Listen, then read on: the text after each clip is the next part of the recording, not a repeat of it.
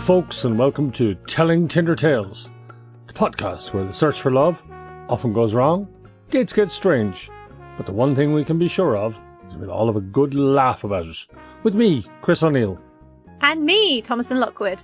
Every week our guests call in from all around the world and we hear their wildest, weirdest, and occasionally even wholesome dating stories. True. So Thomasin, who have we got calling in this week? So we have Sam. Hi, Sam. Hi, nice to meet you both. Hello, Sam. Where are you calling in from today? London, Wimbledon specifically. Lovely. So, Sam is probably one of our younger guests. I hope you don't mind me saying. That's fair. I feel like it's really interesting, the difference in generation and how they perceive technology, right? Because Chris and I were talking about this earlier about AI, and I was wondering, do you use it? Because we've been seeing recently more and more things in the news about people dating their own AI, and if you had any thoughts on that. Personally, no. I have a few friends who use AI for like pickup lines and that sort of thing. So like if they don't know what to say, someone will like a good opener, they'll go to ChatGPT or whatever. Oh, I see. Ask it for that, which I refuse to do. Wait. Sorry, just to clarify. So they're at home getting ready to go out and they're like, let me get some pre-prepared pickup lines. Or they meet someone at the bar and they go, wait. And then they quickly like tap into their phone and they're like, right, she's blonde and she's wearing, okay, pickup line, go. More the former, but I've definitely seen on occasion one of my friends be like, I've just got to run to the toilets. And he comes back and he's suddenly thought of everything out of some miracle, which... Wow. Of course, with the Meta glasses now as well, people could do that in real time. Oh God, I hadn't even considered that. That's some Black Mirror sort of stuff. Do you like take the piss out of your mates for doing that, or is it quite like commonly accepted? I will rinse them for it. It's like... But wasn't there Cyrano the Bergerac where the guy was prompting his mate and the mate was using all the great lines and the girl was falling in love the girl's like, she's like on the balcony and the guy's yelling stuff up to her and his pal's in Cyrano de Bergerac with the big nose hiding behind the bush and feeding him the lines. Yeah.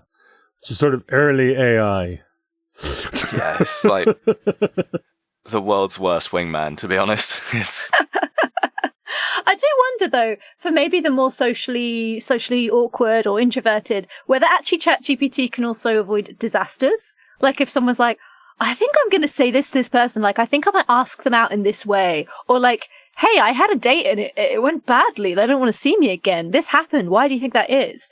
And actually maybe like ChatGPT is going to give it to them in a way that like they're not going to take from their friends because they don't have to be embarrassed. Do you know what I mean? But I think with that, there's then the problem of it more commonly feeds into the delusion of a lot of my friends, at least, have been told that all their ideas are great by like ChatGPT. You pulling down her top sounded like a really valid action. Would you like me to come up with some other ways? Yeah, like that sort of thing. Yeah. I should just point out, by the way, that I'm Irish and much older. So for me, having grown up in my early years on a farm, AI means something entirely different. What does it mean? Artificial insemination. Ah. It would be the vet coming to put a cow in calf, as the term was used. Well, to be fair, you wouldn't have wanted to use AI in your day either on dates. No, exactly. But it did have a meaning. Well, Sam, we would love to hear your dating story whenever you're ready. The floor will be yours. So, my friends, in their infinite wisdom, decided to set me up on a blind date. I foolishly trusted them. I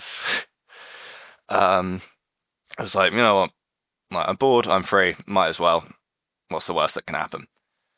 And this was while I was at uni, and I worked in this bar in the uni I was at. I was like, we'll set it up for this bar you work at, so that if like you're not feeling it, you can sneak out the back, basically, because like I could just go out like subtly. But their more malicious intent was to have as many witnesses as possible for this, because there was a girl at this uni who had kind of been badgering them for the past few weeks to go out with me. And I'd made it very clear, no. Oh. Like, please, no, I have no interest. And they thought it'd be funny to go on then. And wow. so I had no idea. I rocked up and I walk in and I see this girl sitting with cat ears Huh. and like kind of like half a furry outfit. So like the cat ears, the furry bracelets, like that sort of thing. Huh. And I instantly go, oh no, it's her. I instantly realise what's happened and my first thought is I'm going to kill them. Like my friends, they're evil. But I also go, I can't, like, I'm not going to stand this person up because like, I don't want to be rude. So I go sit down, and instantly I regret the choice of not turning around and walking out because it's just, I don't know what to say. I don't know what to do. I'm like, oh, hi, how are you? Like, they've set us up then. And she's really excited, but I just had no interest. So I was trying to work out as the day went on, like, what's the soonest I can cut this off. But because it was at the bar I worked at, everyone that I worked with thought this was the funniest thing they'd ever seen. Because they see me there. They didn't know we'd been set up on this date. They thought we were just out. So they saw me just bumbling through sentences, trying to find some common ground with this girl. I was just, every excuse I could go to get up to the bar and be like, help me. But they all thought I was just nervous as opposed to being like, what do I do here? So we end up, I'm like, what's something we can do that involves as little talking as physically possible? There's a pool table. That's quite a good like way to kill time. So we're playing pool on this busted pool table. Like, it's at an angle. It's awful. And she's, again, just in these cat ears and starts, like, meowing and purring throughout the conversation. Oh, okay. And at which point I go, I need to, like, pull some form of ripcord. I need to get out of here as soon as physically possible. But I just couldn't find a way out. So after about probably another 3 hours, I think. 3? 3 hours? 3, roughly. This is why I do still kind of feel bad for her. She was really into me, so she kept trying to keep the conversation going, and I couldn't find like a polite way to shut it down. So I was just trying to focus on pool, and yeah, just kept going and going. And I finally managed to escape. I was like, I think I've had a bit too much to drink. I should go home. She's like, oh, don't you want to walk me home? I was like, what do I say here? I want to be polite, but also I want to run in the opposite direction. You scare me. And so I'm just saying, oh no, the bar can call you an Uber, and basically running out of this pub and went straight home because I lived with one of the guys, kind of set it up. I went straight home. My instrument was like, I'm going to have my vengeance on you. Like, this is, like, I will never forgive you for this. So since then, I have never let my friends set me up on a date. Wow. What a story. Okay. To be honest with you, Sam, my first sympathy, I know you went through the mill on that one. My first sympathy is with the young lady who clearly been lied to by your friends because they obviously told her that you changed your mind. Yeah, what did they tell her exactly? Do you know? If memory serves, I think, yeah, effectively they'd just gone, he's changed my lays up to try it out. So she didn't know it was a blind date? Not that I know of, at least. Like, at least she knew I was the one that was going to be there. I think she assumed I knew, at least. And did you tell her? Like, oh, this was a blind date, actually. Yeah, I'd said, like, I didn't know who to expect. Another aspect of it that did slightly scare me, if she knew much more about me than I did about her. Oh. So when you say she knew a lot more about you and it's scary, like, how much are we talking here? What do you mean? Just like stuff that if you haven't met someone properly, you wouldn't know. Stuff that I was like, only a couple of my friends know about this. How do you know about this? Oh, so they'd fed her information? I think she'd just been asking about me a lot because she had been pestering my friends for a while. So, like, for example, I had this tradition at uni of one of my mates had like a derelict shed in the back of his house. So a few of us would collect as much like glass bottles and whatever else for like up to exam season. And then when exams were getting a bit much, we'd treat it as a bit of a break room of we'd go and just smash bottles to like relieve the stress of exams. Just bros being dudes. I love it. Pretty much. And she was asking me about like that sort of thing, like my degree, and like she was like, "Oh, you were like X, Y, and Z the other week, right?" I was like, "How do you know these things? Like these are things that like a person that I'm pretty much meeting for the first time shouldn't know." Yeah.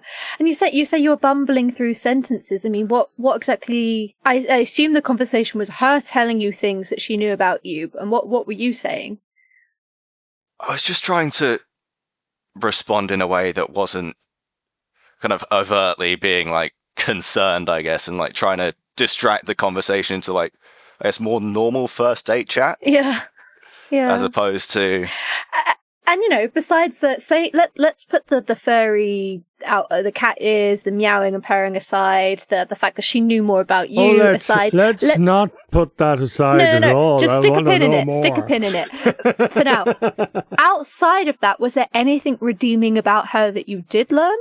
Not that memory serves, at least. She just, the more I found out, the more I was like, we are very different people. Aww. And like I said, like, I do kind of respect the committing to the bit, as it were, of like, there was no shame, which I do respect, of like, it does take some stones to be out and about in like a half fursuit. Yeah. But Chris, just for the record, has anyone ever brought up a furry thing to you? Do you know what a furry is? I have a vague notion that it's a sort of Chris has his head in his hands at the moment.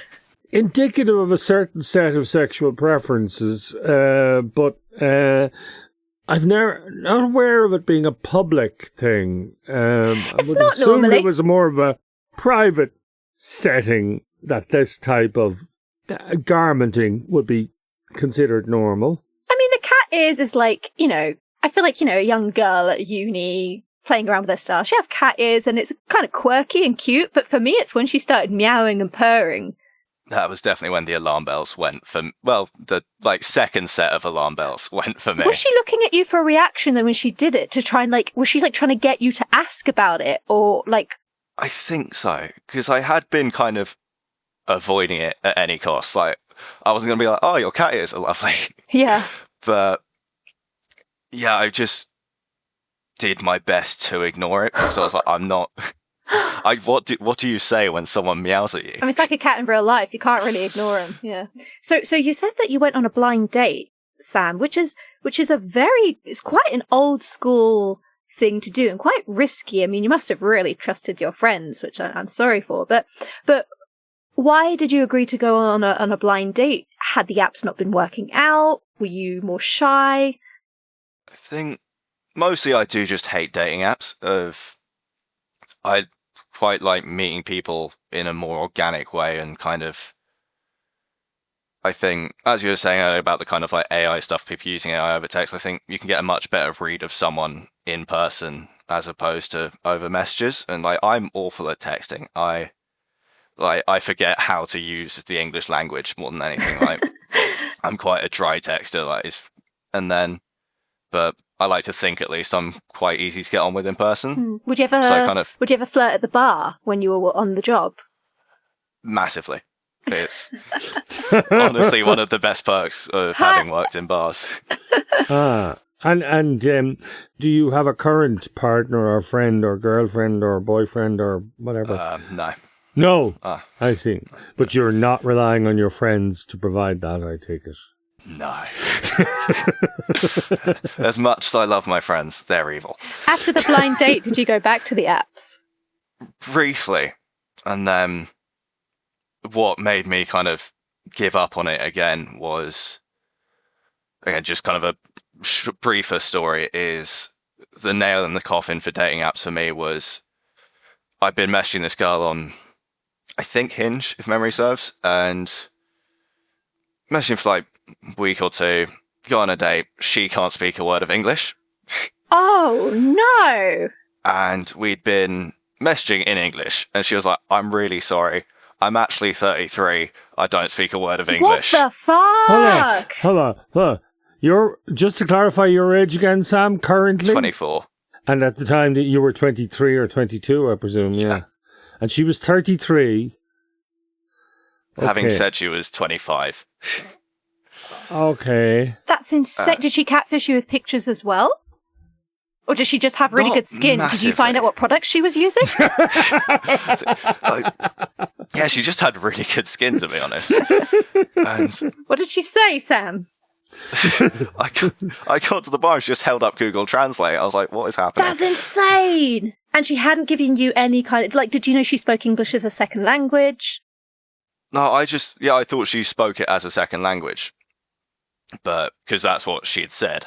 And then, yeah, after that, I was like, I'm done with these apps. Did you just walk away, or did you actually try and have a date with her? I tried to have the date, Oh, but Sam! it's hard to communicate through Google Translate.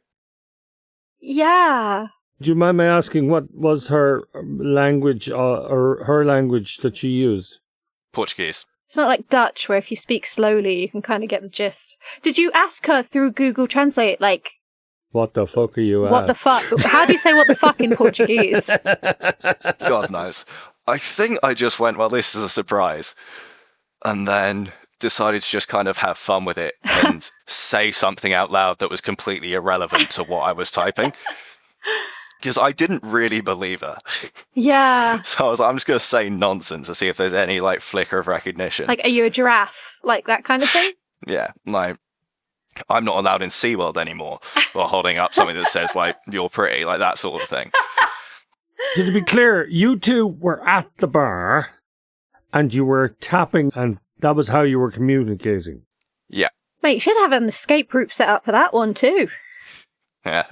You do seem to have a knack of attracting interesting dates, Sam. I think it's because I will just talk to strangers more often than not. My friends have a running joke of Sam's true love of the week.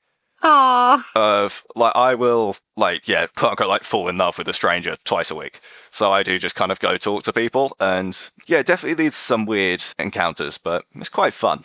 so you've been on a date then through someone you've just chatted to randomly, like a stranger?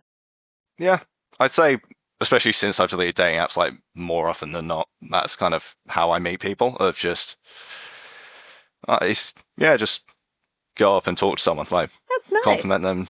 And let's pretend you're AI at the moment. If I was to ask you, what are your pickup lines? Like, how do you do that? Because I think sometimes there's this misunderstanding that women can't be approached anymore, or there's like a certain way to do it. And it's interesting, right? You're quite an interesting guest in that you're veering on one of the younger side, but you're quite old school in that way. So I'd just love to know a little bit more about the techniques. To contradict myself a bit with it, it's just don't think about it, like, don't have a plan. Just kind of pick someone and start talking to someone, and if they're talking back, then, yeah, just have a conversation. Like, don't really have a goal with it. Like, I love don't that. say, like, I'm going to hit on this person. You're just going to talk to someone. Like, I love that. That's just like, I'll talk to random guys as much as I talk to random girls. Like, there's no real ulterior motive, for lack of a better term, or, like, end goal. It's just have a chat. And you know what? I'm sure people pick up on that energy. Yeah. Yeah. It's lovely to meet the anti-Andrew Tate, really. Yeah, it's no agenda. We might get on. Meh, it'll be fine. Yeah, that's grand. It's heartwarmingly optimistic. I still do question seriously the use of the term friend in regard to the people who did that, but that's just my view. Yeah. I got him back. It's Oh, did you now? Oh, did you? What, threw a glass bottle at them? How? I broke into his room and filled it with about 150 water balloon condoms. Which That was I the thought sound was of quite one fair. bursting there. It was, 150. yeah, because it was uni, so we got free condoms. Oh my God. And I thought, I'm going to see how many they'll give me. So you're going and then to I'm the going to fill clinic. them all with water. Another. Yeah. Yeah, they must have thought I was the weirdest man. Thank you very much for your tale, Sam. That was great. That was fabulous, Sam. Thank you very much. Okay. Glad you liked it. Oh, tremendous. The many tales you have told. That's excellent. Thank you very much. That's been wonderful. Thank you, listeners, as well, actually. Yes, if you enjoyed today's podcast, give it a like, give us a follow, share it, whatever it is that you can do on the platform you're listening to us on. And please do give us a review. It really makes a difference to an up-and-coming podcast like ourselves. If you give us 5 stars, I will love you. I will call you my prince. But if you give us 1 star, I will set you up with a furry. And if you really liked it, tell one person in real life. Next time you're playing pool with your buddy, tell them, hey, have I got a podcast for you? And once again, we'd love to hear your story. Get in touch, tellingtindertales@gmail.com. Yes, indeed. It would be lovely to hear from you. We have live shows coming up, various festivals in 2026. Oh God, that feels a long time away, but it isn't. Give it up, please. We're going to be in Leicester in February and Glasgow in March. So please come along to any of those live shows and tell your story. Indeed. And give us a follow on socials at Telling Tinder Tales for dates and details. Goodbye now. Let's say goodbye, folks. Bye-bye. All right. Thank you. Bye. Bye, Sam. See you. Thank you. Bye. Thank you for having me.